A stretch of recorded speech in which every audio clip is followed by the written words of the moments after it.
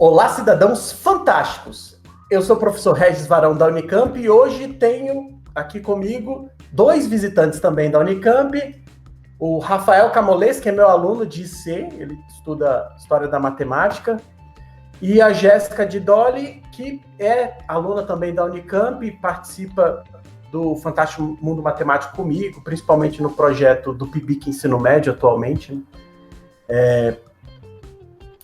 Bom, ambos fazem licenciatura em matemática na Unicamp, e o que a gente vai discutir hoje é sobre o filme O Poço, e nós vamos pontuar algumas coisas do ponto de vista da matemática que a gente acha legal, interessante discutir com relação ao filme. Então, só para todo mundo lembrar como que era o filme, um pouquinho do que se trata, eu vou pedir para a Jéssica fazer um resumo rapidinho do filme. E uma observação importante caso você não tenha visto o filme, saiba que aqui é 100% de spoiler. Nós vamos falar um monte de coisa do filme. Então, caso você queira ver o filme, você pausa aí, vê rapidamente o filme e volta para ouvir o podcast. Vou pedir então só para o Rafael e para a Jéssica dar um oi, só para dar um oi para a galera aí. Jéssica, vamos começar com você aí, só dar um oi pro pessoal, só para o pessoal ouvir você. Saudações, seres vivos, já fui apresentado. E o Rafael, dá um oi aí. E aí, pessoal, tudo bem? Pronto, esses são eles. Jéssica, dá um resumo pra gente aí do filme, por favor. Muito bem, vamos lá. Então, lançado em 2019, O Poço é um filme de suspense espanhol, protagonizado por Goren, uma espécie de presídio vertical que confina duas pessoas em cada um dos mais de 200 andares desse edifício. Uma plataforma com comida desce parando em cada andar para que as pessoas possam se alimentar. Os prisioneiros nos andares superiores comem à vontade, de forma que, à medida que a plataforma atinge os níveis mais inferiores do poço, a comida se torna cada vez mais escassa. Eis aqui um cenário ideal para uma rebelião.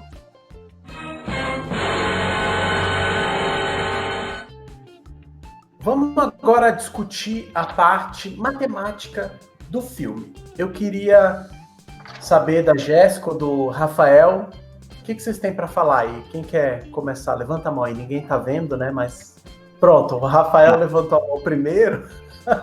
Acho que a gente pode primeiro assim, pensar, uma coisa que a gente podia conversar o que isso tem a ver com matemática, o que esse filme tem a ver com matemática, né? Não sei vocês aí, ouvintes, vocês, Regis e Jéssica, mas muita gente fala assim, matemática tá em tudo, né? Então acho que tudo que a gente pegar, a gente pode discutir matemática, começando pelo filme. E acho que uma coisa que a gente podia discutir, que acho que bastante gente deve ter pensado nisso, matemáticos pelo menos devem ter pensado nisso, engenheiros. Qual que é a profundidade do poço, né? Dado que a gente vê do filme, né? A gente sabe que tem quantos andares lá? 333 níveis, né? Então, como que é? Cada nível, a priori, vai receber 2 pessoas. Então, no total, o poço teria aí capacidade de receber 666 pessoas. Um número aí sugestivo, que significa alguma coisa aí. Não é? Bom, como vocês podem ver, é o número da besta, né? Inclusive, essa parte claramente foi pensada assim, no filme, né? De sugerir esse número aí. E aí, baseado nisso, o Rafael tinha feito umas continhas de quanto que talvez fosse a profundidade, levando em consideração a altura de cada estágio lá, né? Não foi, Rafael? Conta aí. Sim, tem uma cena do filme que o Jéssica pode falar melhor porque ela lembra dos personagens, eu sou um fracasso para lembrar de nome de personagem, mas é um personagem que fala mais ou menos uma estimativa, que deve ter mais ou menos uns 6 metros entre um andar e outro, né? E aí então vamos, sei lá, pensando nessa estimativa, se a gente coloca 6 metros por andar, 333 andares, dá quase 2 quilômetros. Então, sim, é uma coisa bem funda. E pra gente fazer uma comparação, assim, eu olhei algumas coisas que existem no nosso mundo. Para ter uma ideia de quão profundo seria 2 quilômetros, né? O maior prédio do mundo hoje, então pensando em construções para cima, tem 828 metros, que é aquele prédio lá em Dubai. Não chega a ter 1 quilômetro, então 2 quilômetros é muita coisa. E o maior poço do mundo, isso eu achei interessante, é um poço na Rússia, chama o Poço Super Profundo de Kola. Ele tem 12 quilômetros de Kola, com K. Tá. O pessoal tava doidão lá no poço. Não, eu acho que é o nome da cidade. É uma cidade bem no norte da Rússia. E ele tem mais de 12 quilômetros de profundidade. Nossa! Foi uma tentativa que eles fizeram de chegar ao centro da Terra, mas eles tiveram que parar porque a temperatura começou a ficar muito alta e a broca quebrou. Mas assim, são 12 quilômetros. O filme número 2 vai ser gravado lá, né? Provavelmente. Mas assim, é interessante destacar uma diferença, porque o poço do filme, ele é um poço largo, né? Cabe várias pessoas dentro, é um retângulo grandão. Esse tipo de poço que a gente vê, esse escavado, ele é mais ou menos igual a um poço de petróleo, né? Que é muito fundo, só que ele é do tamanho da broca só, então não cabe uma pessoa ali dentro. Então assim, só para meio de comparação, 2 km de profundidade é bastante coisa, ainda mais um quadradão grande que nem é o do filme. Então, lá na UNB, o prédio principal, que tem o departamento de matemática, outros departamentos lá, é conhecido como Minhocão. Ele tem quase 1 quilômetro. Quando alguém fala alguma coisa assim de 1 quilômetro, eu acho que ele não tem 1 quilômetro, mas é quase 1 quilômetro. É um prédio, entendeu? Tem quase 1 quilômetro. Bom, é bem longo, né? Tá. Aproveitando que você tinha falado da estimativa, quem que tinha falado, você lembra, Jéssica, no filme, quem que mencionou, de onde que a gente conseguiu tirar a estimativa do mais ou menos seja 6 metros, o que foi? Eu lembro, foi uma cena em que o Trimagasi falou pro Goren, numa cena que o Goren tava querendo ajudar uma pessoa que estava no andar de baixo, e meio que indignado com essa situação, o Trimagasi vira pro Goren e fala, pode pular, deve ter no máximo 6, 7 metros. Tá. Bom, aí foi usando mais ou menos essa estimativa que o Rafael calculou aí. Jéssica, o que você tem para falar pra gente relacionado à matemática e o filme? O que você pode falar? Então, eu separei uma frase no filme que me chamou bastante atenção e leva a gente um pouquinho pro campo da probabilidade. Tem uma cena no filme que é quando uma personagem chamada Miharu aparece e o Trimagasi, quando ele vai explicar pro Goren quem é a Miharu, ele fala assim, a Miharu mata o companheiro de nível todos os meses para aumentar as chances de seu próximo companheiro de nível ser seu filho. Que no filme tem isso, né? Tem essa mulher que ela costuma descer lá pelo elevador, né? E ela tá procurando a filha dela, né? Tá, e aí, como que era a situação? Todo mês eles trocam a pessoa que tá no nível com você, era isso?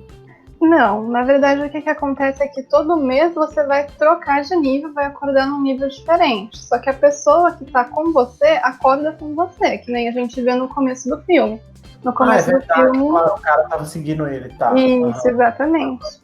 Aí essas trocas acontecem quando um companheiro sai do poço ou quando um companheiro morre.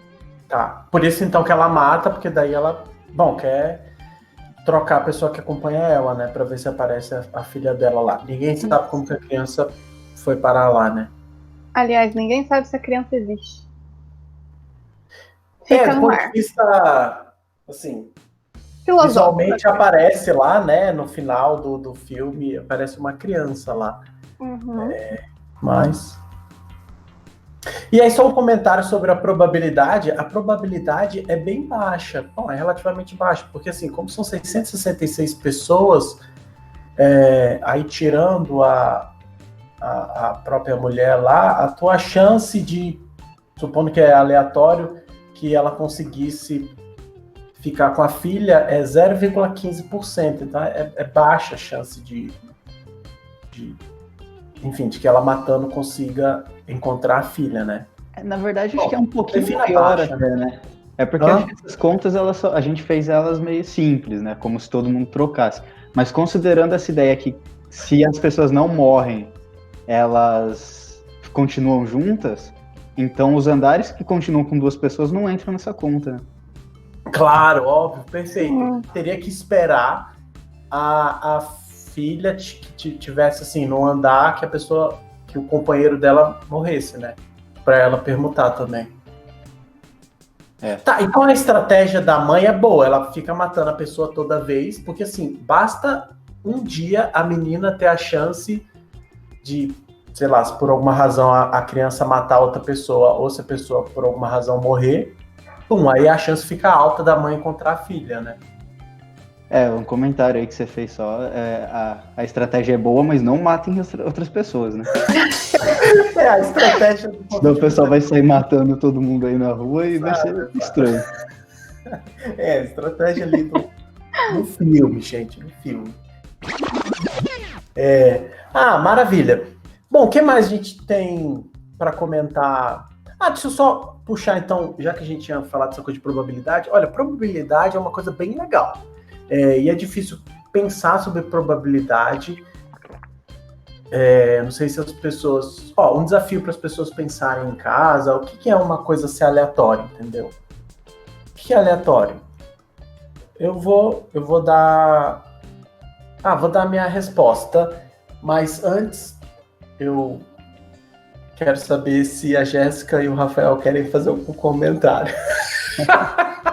Vocês sabem o que é aleatório? Eu não sei definir. Pra mim, aleatório é jogar um dado.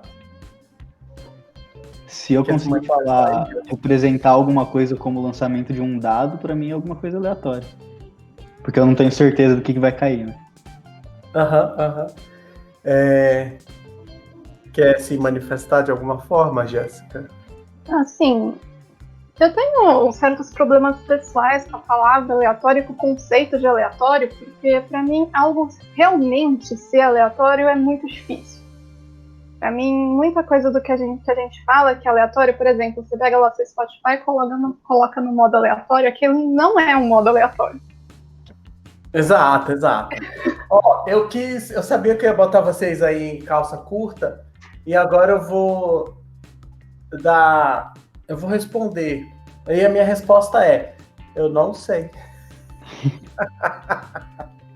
Tá? Essa é a minha resposta. É fantástico. Bom, eu não vamos entrar agora nisso aí, para não alongar muito. Aproveito e sugiro o pessoal que estiver ouvindo a gente, dá uma olhada lá no canal no YouTube, digita Fantástico Mundo Matemático. O desafio fantástico número 3 é um desafio que envolve probabilidade. A pessoa não precisa saber probabilidade para resolver, é um problema super simpático. Dá uma olhada lá e eu faço comentários depois. E aproveitando que a Jéssica mencionou, eu coloco lá as músicas aleatórias, não é aleatório. O que é gerar? Por exemplo, o computador tem uns programinhas que geram números aleatórios, sabe? No fim das contas, cara, não é aleatório, mas você tenta programar e fazer de um jeito que tem um comportamento aleatório. Agora, olha que fantástico, né? O que é uma coisa ter um comportamento aleatório? Enfim, deixa aí essas inquietações. Voltando pro filme, que mais? Alguém tem mais algum comentário sobre a parte matemática? A Jéssica fez uma brincadeira aí de cronometrar o tempo que a plataforma demora para descer do andar. Pois é. A Jéssica é maníaca. Daí tem uma cena, mais pro final do filme, que é uma cena em que o Goren e o Baharat, que é outro personagem que aparece mais pra meados / fim do filme, eles vão descer de um nível pro outro e você acompanha todo esse movimento que eles fazem de descer de um nível pro outro. Aí eu falei assim, legal, vou cronometrar quanto tempo leva pra eles saírem desse nível e chegar no nível de baixo. Quando eu cronometrei isso, eu cheguei em aproximadamente 28 segundos. Tá. Lá no filme você viu, né? É o tempo todo. O elevador tá descendo de um nível pro outro, né? Exatamente. Não tem nada. Beleza, então deu 28 segundos. E aí, qual que é o tempo que ele fica parado em cada andar? A gente sabe isso aí? Sim, são 2 minutos. 2 minutos? A gente sabe isso aí por quê? É falado no filme? Não sei se é falado no filme, mas eu sei que eu já li. Mas eu acho que fala. Eu acho que fala, sim. Logo no comecinho, naquela cena que a plataforma para na primeira vez. O Trimagasi acho que fala pro Goren. Tá, então agora o que acontece é o seguinte, gente. Essencialmente, arredondando aí, 30 segundos para descer, fica uns 2 minutos no nível para o pessoal se alimentar com o que dá ali. São 333 níveis. Isso aí vai dar... Deu quanto, Rafael? 832,5 minutos. Exatamente, é isso que eu fiz de cabeça aqui. Sim, mas aí dá quase 20 horas, né? Não é isso? Não. No meu deu quase 14 horas. Quase 14 horas? Ué, que diabo de conta é essa que eu tinha feito aqui? Bom, vamos fazer aqui ao vivo na frente de todo mundo. Você fez a conta agora aí? Tá na calculadora isso aí que você fez? Tá, eu fiz agora um pouquinho antes. Tá. 2,5 minutos vezes 333 níveis dá 832,5 minutos. A gente divide por 60. É porque nessa conta tá faltando os 28 segundos que cada um leva pra descer. Não, eu coloquei total. 2 minutos e meio. Você colocou 2,5. 2 minutos parado, mais meio pra chegar no próximo. Então, Regis, que conta você fez? Tu botou 2,5, né? Tá. Isso, tá, não, tá certo. Então, beleza, bola pra frente. Talvez eu tenha feito em algum momento aqui uma conta errada, então. Tá, beleza. Então, resumindo, moral da história é que, ou seja, vai levar, se o elevador parando aí, vai levar quase, você falou o quê? 14 horas, né? 14 horas. Ou seja, de fato, dá para as pessoas comerem em um dia, né? Porque, sim, lembrando aqui o pessoal que tá lá no poço, eles comem só uma vez no dia, né? Então, assim, pelo menos do ponto de vista aí físico, daria tempo do elevador passar por todos os níveis. A gente fez uma estimativa aqui meio grosseira. A gente supôs assim, que o alimento que a pessoa pediu, em média, vai ocupar um espaço aí de 20 centímetros por 20 centímetros, mais ou menos um pratinho assim. E dada a quantidade de pessoas que tem lá, a gente chegou que a área que deveria ser ocupada pela comida de todo mundo deveria ser 26 metros quadrados, o que é bem grande para o que a gente vê do filme, por exemplo, né, Rafael? O Rafael acho que fez a estimativa do elevador. A plataforma lá, eles não falam direito o tamanho, né? Mas a gente consegue ver que sim, se você deita de um lado dela, você dá mais ou menos o tamanho da plataforma, e do outro lado do retângulo que é a plataforma, sobra um pouquinho ainda. Então dá pra gente falar aí mais ou menos que é 2 metros por 3 metros. Então teria 6 metros quadrados só, né? Dos 26 que a gente precisaria para ter comida para todo mundo. Ou seja, essa seria aí mais ou menos uma inconsistência, né? Que a gente teria, assim, só sendo bem literal, porque não caberia a comida de todo mundo ali, né? É claro que alguém pode ter falado, não, eu quero jujuba, né? Aí você põe a jujuba assim, aí cabe. É muita jujuba que você precisa para atender bastante gente, é isso. É muita jujuba. Tem um assunto que a gente ainda não trouxe ele na discussão, que é, sei lá, o assunto matemático mais importante da humanidade aí. Acho que eu dei uma empolgada, espero não sofrer retaliações da comunidade matemática, mas eu estou falando da regra de 3. Por quê? Porque Regra de 3 eu acho super importante porque provavelmente é a técnica, se eu for pensar assim, custo-benefício, que é a mais usada, assim, largamente usada nas profissões, né? Assim, a menos que a pessoa demande alguma coisa muito técnica de matemática, que são bem poucas profissões, na prática, quem precisa de alguma coisa de matemática vai cair usando alguma coisa tipo regra de 3. Então, a pergunta que não quer calar: aonde que a gente pode encontrar regra de 3 no poço? Valendo! Bom, tem uma cena bem particular na qual o Goring, que é o protagonista do filme, ele calcula qual que é o tempo que a plataforma demora para descer e com isso ele estima qual é a quantidade de níveis que existem. Mas, erroneamente, ele chega que o poço tem 250 níveis, quando na verdade a gente sabe que ele tem 333. Uhum. E aí ele errou essa estimativa. Por que ele errou? A regra de 3 deu problema? Então, ele errou por um motivo bem particular do filme, que é o seguinte: a plataforma, ela não para nos andares em que não existem pessoas vivas. Tá, e aí os andares mais de baixo a galera tudo já tinha morrido porque não estava chegando comida, né? Exato. Então, só para deixar claro pro pessoal, a regra de 3, se você estivesse lá no poço, realmente você quisesse fazer, você ia fazer igual o protagonista para calcular. Como é que você vai calcular? Você estima o tempo que o elevador levou para descer tudo. Onde aqui descer tudo... bom, eu não quero entrar muito no mérito disso, mas, digamos, você sabe o tempo que ele leva para chegar até o final e você sabe o tempo que leva em cada estágio. Aí você faz aí uma regra de 3 e tira o tempo. Só comentar que a gente fala assim, parece muito fácil, né? Mas ele teve que contar os segundos. Exatamente. Exato. Olha, eu nunca parei para testar. Olha, é um bom teste aí. Depois todo mundo vai testar aí. Tenta contar, sei lá, 3 minutos aí, depois ver o tempo que você errou. Qual é o teu erro, né? Bom, exercício de casa aí pro pessoal. Então, mas aproveitando, eu já vi, inclusive... Bom, eu teria que dar uma pesquisada, mas alguma coisa do tipo que a percepção do tempo, ela varia muito com a idade, tá? Então, sei lá, o pessoal mais velho vê de um jeito, o pessoal mais novo vê de outro. Então, pega aí você... Sei lá, pega a criança e alguém mais velho lá, põe a galera para contar 3 minutos e ver quanto tempo que deu aí pro pessoal. Beleza, depois a gente dá uma googlada aí para descobrir.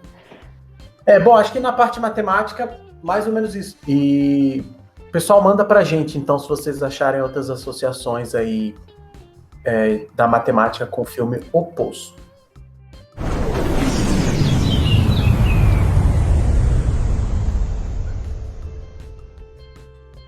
A gente já falou muito de matemática, agora vamos falar do filme em si. Jéssica, você tem alguma consideração sobre o filme que você queria compartilhar? Vamos lá, eu tenho algumas considerações sobre esse filme que eu acho que são bem interessantes. Por sinal, algumas delas são considerações que eu tenho que dar crédito para o Leandro Carnal. Ele fez uma análise do filme O Poço. Ele fez uma publicação no Instagram dele, fez uma publicação em 4 partes, na verdade. E daí um pessoal pediu autorização para ele, fez o texto na íntegra com essa análise que ele fez sobre o filme, que é bem interessante.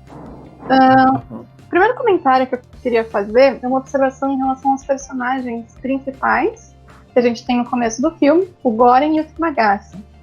A gente consegue perceber um embate muito claro entre o realismo e o idealismo. O realismo que é representado pelo Trimagasi e o idealismo que é representado pelo Goring. E isso reflete exatamente nos objetos que eles escolhem para levar para o poço. O realista, que é o Trimagasi, ele escolhe levar uma faca. Enquanto que o idealista, que é o Goring, escolhe levar um livro.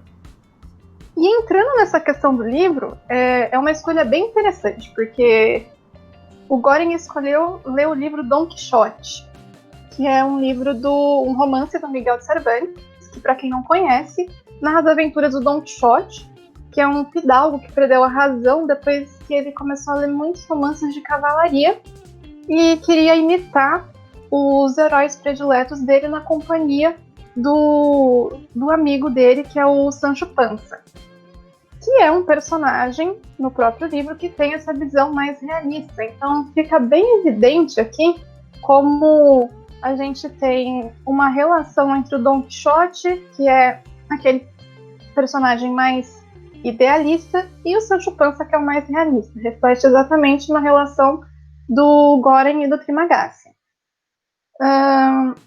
Outra coisa que eu acho bastante interessante, e eu já falei logo no início, quando falamos da ideia de discutir o Poço, é que, assim, é muito claro que o sofrimento dos personagens que estão confinados ali naquele poço e a profundidade são diretamente proporcionais, ou seja, quanto mais fundo você desce, maior é o sofrimento, maior é a miséria. E essa mesma alegoria está presente numa obra que, assim, para mim deveria ser leitura obrigatória para a população toda, que é a Divina Comédia, do Dante Alighieri. Obviamente não é uma obra fácil de ler, mas é uma obra que eu já reli algumas vezes. E, em particular, o Inferno traz algumas alegorias que estão presentes exatamente nesse filme. Então, por exemplo, no Inferno, que o Dante descreveu, existem 9 círculos. Então, só dando um panorama geral para quem não conhece, o primeiro círculo é o limbo, o segundo se encontram os luxuriosos, o terceiro os gulosos, no quarto os avarentos e esbanjadores, no quinto os irados e rancorosos, no sexto os hereges, no sétimo os violentos, no oitavo os fraudadores e no nono os traidores, que, segundo toda essa crença, é o pior tipo de pecado que se poderia cometer. E assim, durante todo esse filme, se você prestar atenção, você consegue identificar cada pecado que está relacionado a esses círculos que eu falei nos personagens. Obviamente a gula é o mais claro deles, né?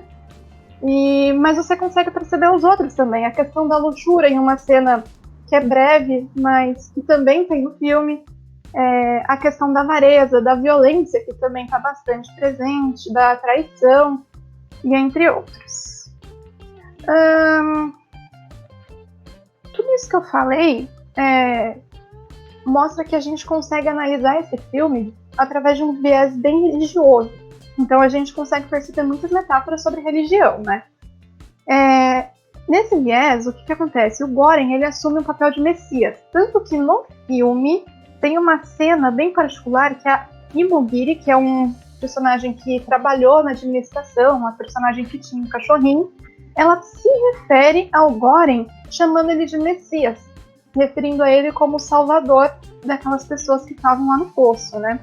E no final do filme a gente consegue interpretar esse caráter de salvador quando o Goren, entre aspas, se sacrifica pela criança, né? E o que acontece? A gente tem a esperança sendo representada na figura daquela criança inocente que aparece.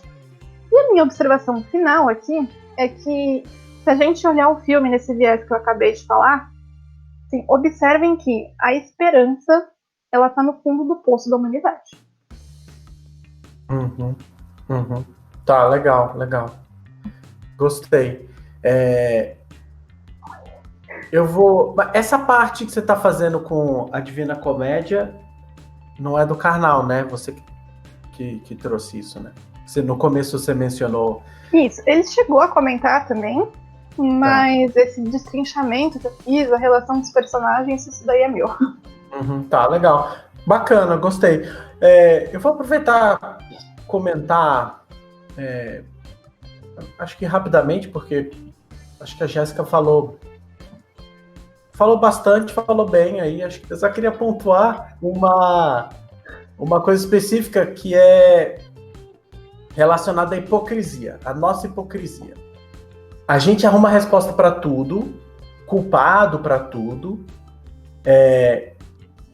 e falta coragem um pouco para a gente se olhar.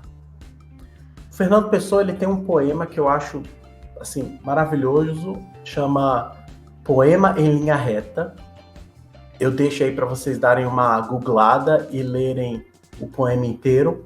Mas o poema ele começa assim: nunca conheci quem tivesse levado porrada. Todos os meus conhecidos têm sido campeões em tudo, e etc. Certa vez eu estava falando desse poema, enfim, com uma pessoa já tem um tempo, e eu dizia que gostava muito, e uma coisa que me marcou quando eu estava falando do poema é que assim que eu terminei de ler o poema, a pessoa disse: tem uma pessoa no meu trabalho que é assim. Lembrem, o começo do poema, e o poema todo vai nesse espírito, tá falando assim, que as pessoas são sempre campeões, ninguém admite seus erros, tá? O que o poema, o valor desse poema, ele tá em você perceber que a maior parte das vezes nós somos essa pessoa que não é capaz de enxergar. Não um pecado que tenha cometido, mas uma infâmia. Não um ato de violência, mas uma covardia. Vou ler um outro trecho do poema. Quem me dera ouvir de alguém a voz humana, que confessasse não um pecado, mas uma infâmia, que contasse não uma violência, mas uma covardia. Não, são todos o ideal, se os ouço e me falam. Quem há nesse largo mundo que me confesse que uma vez foi vil? Ó príncipes, meus irmãos. Arre, estou farto de semideuses. Onde é que há gente no mundo? Voltando ao filme, o grande valor do filme é que você perceba que o tempo todo nós estamos nessas situações. Quando a gente está por cima, a gente olha como diferente os que estão embaixo. Tá faltando mérito, tá faltando esforço. E quando a gente está por baixo, nós somos vítimas da maldade alheia, né? Nunca nossa. Assim, o que eu deixo de reflexão é que as pessoas aprendam a se olhar realmente como pessoas falhas e não tenham medo de se enxergar como tal. Estar ciente que a gente também comete injustiças, covardias, maldades, e é o que nos ajuda, e perceber tudo isso é o que nos ajuda justamente a prevenir que elas aconteçam. Agora, se a gente se cobre de um manto de superioridade moral, é aí que a gente está pronto para cometer as mais diversas crueldades. Mas é claro que os que nos ouvem sabem que não irão cometer atos cruéis, não é mesmo? É óbvio que não pode faltar uma pergunta aqui, antes da gente acabar. Vou fazer duas perguntas, na verdade. A primeira é: o que você levaria para o poço, não sabendo sobre o poço, sobre o que acontece lá dentro? E a segunda é: o que você levaria para o poço sabendo do que acontece lá dentro? É difícil a pergunta, eu não sei muito bem responder. Eu não sei se a Jéssica quer começar. Eu vou começar dando a resposta para a primeira, se eu não soubesse o que tem. Eu ia levar um livro, beleza? Eu ia levar um livro, porque eu ia ler, provavelmente um livro meio... eu teria um pouco na dúvida, eu teria que pensar que livro eu levaria, porque assim... Bom, eu ia levar um livro que fosse meio grande, tá certo? Aí eu fico na dúvida se eu gostaria de levar um romance, porque... e aí, se eu não estiver num clima? Eu até pensei, de repente podia levar um livro, assim, de história da matemática grande, porque daí tem bastante coisa para fazer, né? Mas a priori a minha resposta seria, eu levaria provavelmente um livro mesmo, eu não saberia nada, para passar o tempo, saber o que fazer lá. Se eu soubesse como que eu queria pedir mais tempo aí, eu queria passar a bola para vocês responderem essa primeira aí, que eu não sei. Responde aí, Jéssica, o que você levaria se você não soubesse como que seria? Se eu não soubesse? Se eu não soubesse, eu levaria um livro, e eu sei qual livro eu levaria. Eu levaria Os Miseráveis. É longo, não é uma leitura muito leve, então dá pra passar o tempo. Agora, se eu soubesse... Mais um minutinho pra pensar, deixa eu responder primeiro. Mais um minutinho pra pensar. Responde aí, Rafael. Se eu não soubesse, Eu tô supondo que eu conseguiria fazer umas coisas meio absurdas, que nem o Trimagazzi que leva uma faca que nunca perde o fio. Eu levaria um computador que nunca acaba a bateria pra eu poder ver Netflix infinitamente. Tá, pode ser, pode ser. Se isso não é Pode ser, difícil, pode ser. aí eu levaria um livro, mas eu levaria um livro antigo, não lembro o nome agora, mas ele é o Primórdio dos Jogos de RPG. Então é um livro que você lê e ele vai te dando caminhos diferentes. Então cada vez que você lê o livro, se você tomar caminhos diferentes, você vai chegar em outra história. Peraí, desculpa a ignorância. Esse era o título do livro ou você só comentou? Não, eu não lembro o título do livro. É um livro que ele tinha esse tipo de sistema. Tá, agora galera, se eu soubesse como que é o esquema, uai, sei lá, né? Vou levar o quê? Levar uma arma, né? Com um monte de munição. Eu não sei, se é uma boa escolha.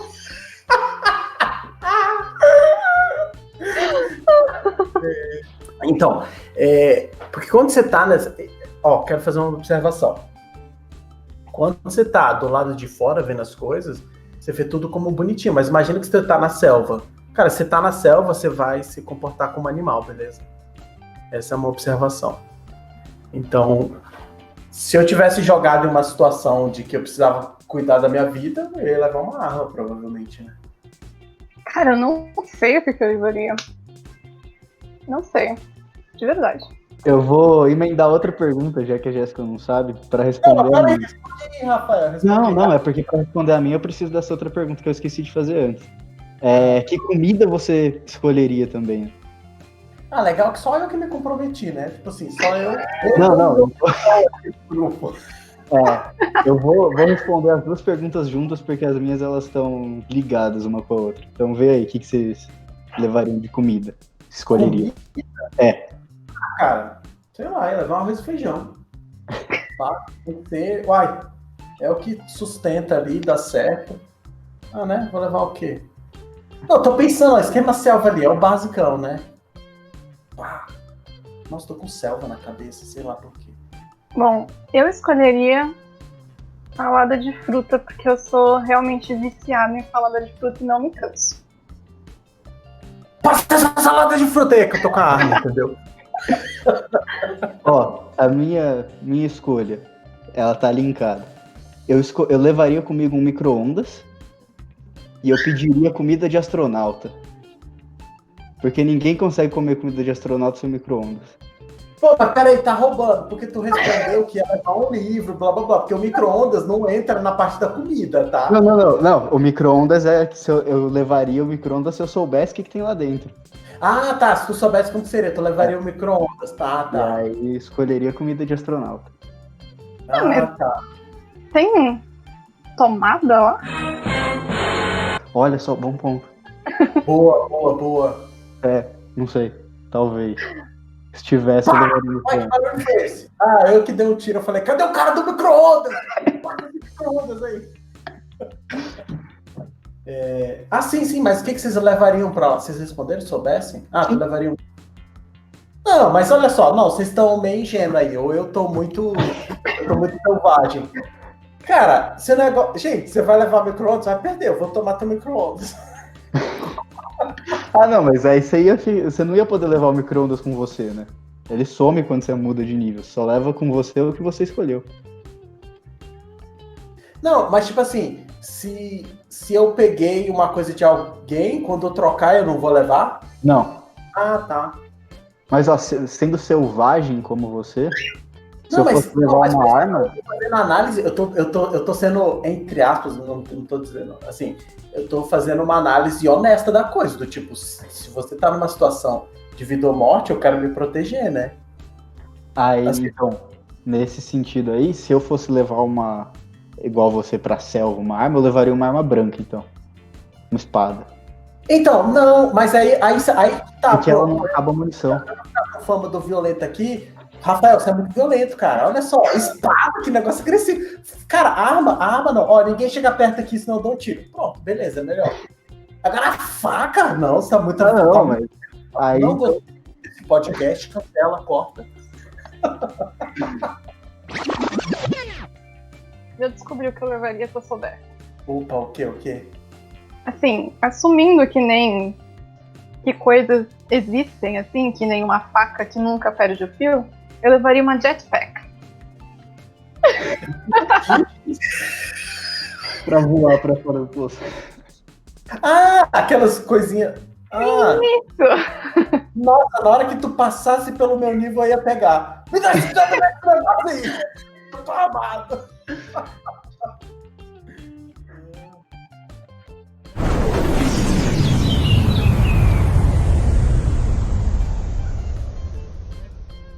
Beleza, gente, muito obrigado. Divulguem aí o podcast, entrem em contato com a gente pelas redes sociais. No momento, a gente está usando o mesmo do Fantástico do Matemático. Procura aí no Instagram e Facebook, a gente vai estar por aí. Eu me despeço aqui, vou passar a palavra aí para vocês, se vocês quiserem dar tchau pro pessoal. Tchau, pessoal. Bom, primeiramente eu queria agradecer a oportunidade de fazer parte do podcast. Achei que foi uma experiência muito bacana. E, pessoal, se cuidem, fiquem em casa, lavem as mãozinhas.